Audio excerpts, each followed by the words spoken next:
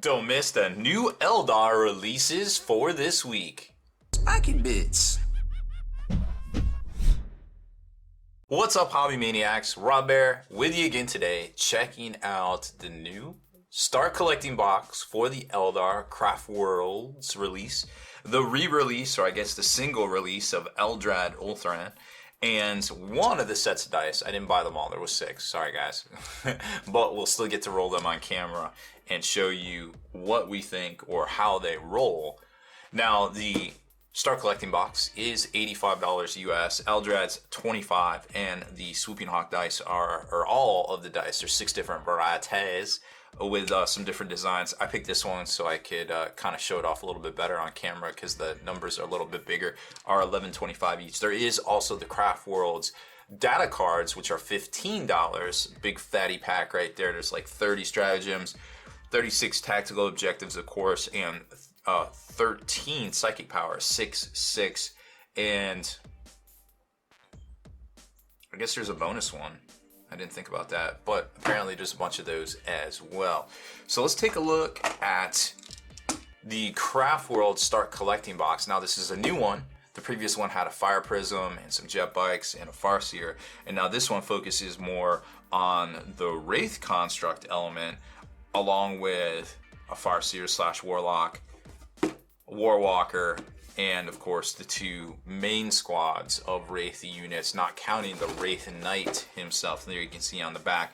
Now you can make the Wraith Blades or the Wraith Guard with this box. You've got, of course, got the Farseer. I suppose you could use them as a Warlock in a pinch. The Wraith Lord and the Warwalker. These 2 kits haven't changed in about 10 years, but when they came out and they converted over from metal, they were very, very exciting at the time. Nowadays, the rules really haven't kind of kept up with their popularity, because their popularity has kind of waned with the rules not being as, I guess, effective perhaps in the game.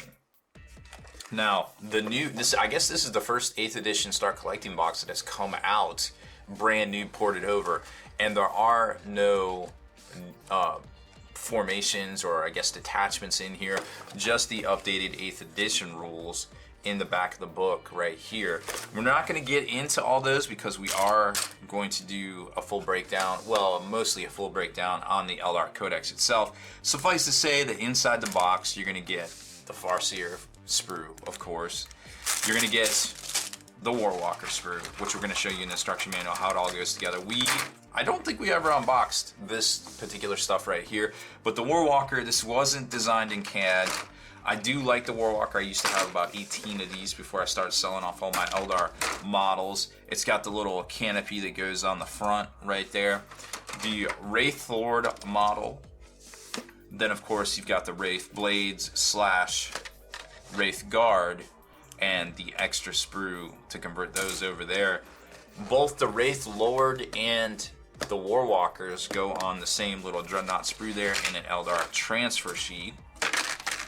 As exciting as that is, we're not going to talk about it that much, believe it or not, because like I said, these kits have been out for a very long time, so I feel like everybody has seen them up to this point here. Now let's zoom in on the instruction manual so we can kind of show you how this all goes together. You don't really have to do a whole lot of magnetization if you want to switch out things with these units here. Of course, the Farseer is going to be that little, whole computer slice dealy. You can switch out his arm, you can switch out his head if you so desire. As far as the Wraith Guard / Wraith Blades go, you build them all up, torso, legs, etc., etc.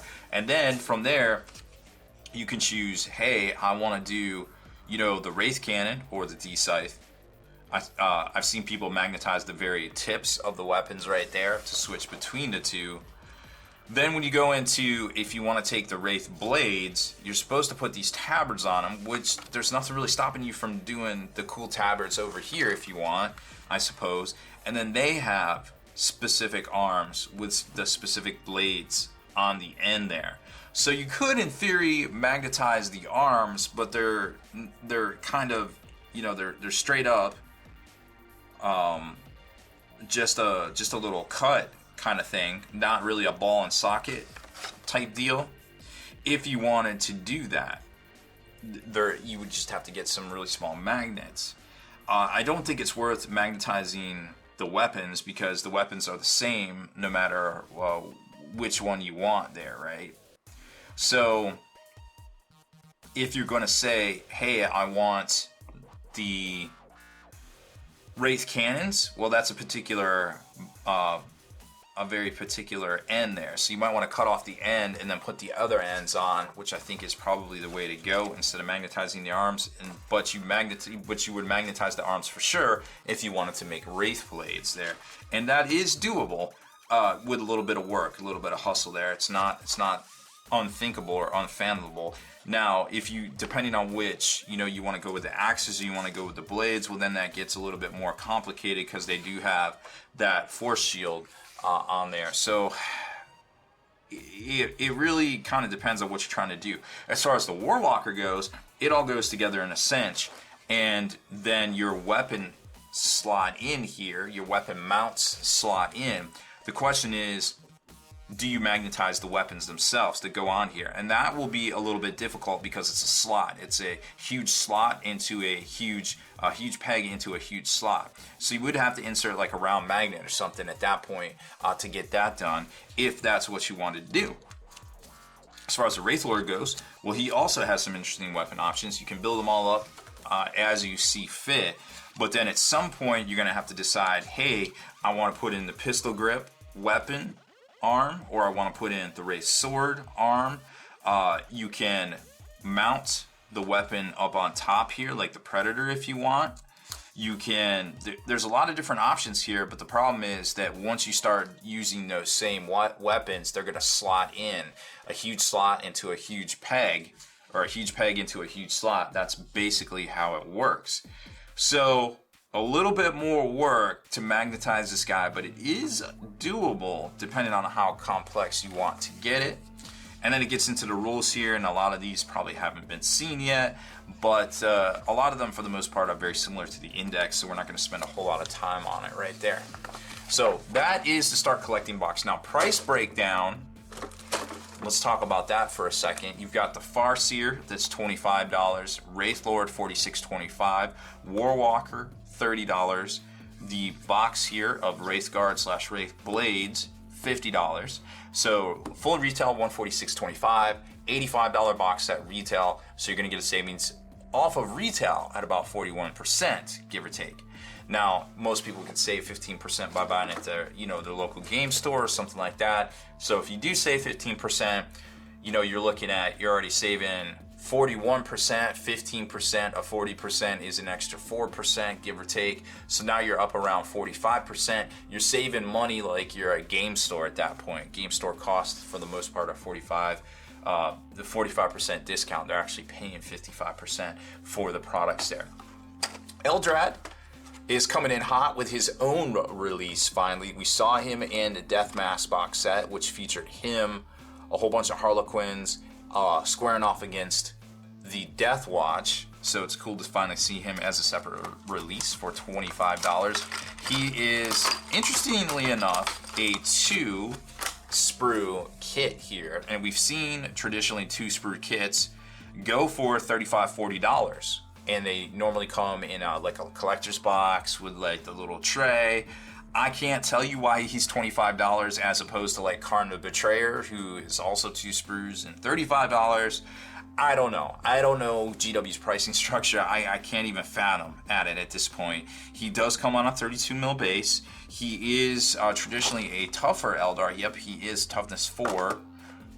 So because he's partly made of crystal, as the fluff suggests. Now, like I said, we showed you the normal Farseer's assembly guide. Now here's Eldrad's assembly guide. You can put the sword, the Staff of Ulthamar on there as well, and then of course he's got the stylized base right there. He goes together pretty easily, though you probably going to want to use some plastic cement to attach the front and the back of the cape together so that there isn't a seam there, and you can paint it seamlessly. How about that? You can also use the casting arm if you don't want to use his Wraith blade, or his Witchblade rather, on there. You have a couple weapon options, and then of course his head with that ornate ghost helm goes right on top. $25 release very much worthwhile if you are a fan of the Eldar. Eldrad is the bee's knees when it comes to Psychic. He's everything to Eldar that Ahriman is to Chaos.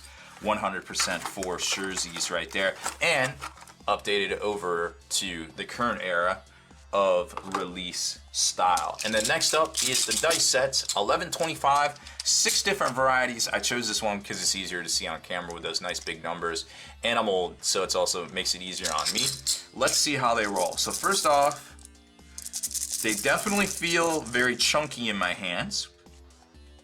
They're opaque, of course, so you can't see inside. You can't see if there's any air bubbles or anything. But they feel good. They feel good in my hands. They don't feel like they're crazy weighted any one way or the other. So let's see how they roll. Whew, that's a lot of ones. A couple of 6s there. And I also like blue. Blue's my favorite color, spoiler alert. Although I am partial to orange. 1, 2, 3, 4. 1, 2, 3, 4. Kind of a split right there. I can't tell you if these are rolling above or below average. That was decent, no 1s. But I think on a grip of dice and seeing that many 1s, that's definitely a little bit of cause for alarm, right? A couple of 1s right there, not too bad. So overall, I think they're not bad. I can't overly tell if they're balanced or unbalanced, but they definitely feel like real dice. I feel like a real gamer rolling these things in my hands, that's for sure.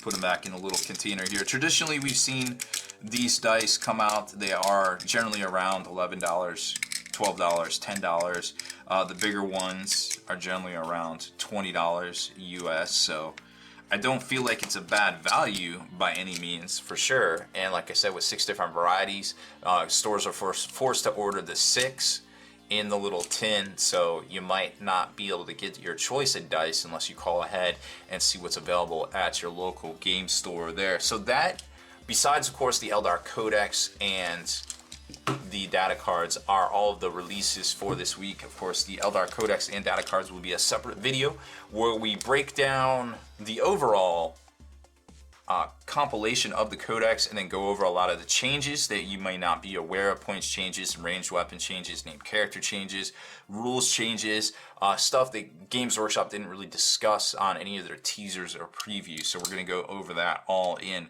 the next video here on the channel. Speaking of the channel, make sure you subscribe to us, turn on notifications so you can be the very first to like and comment on these videos here. And of course, head on over to thelongwar.net. That's the home of the 8th edition battle reports for exclusive content, early access videos, and more. Become a veteran of the Long War today.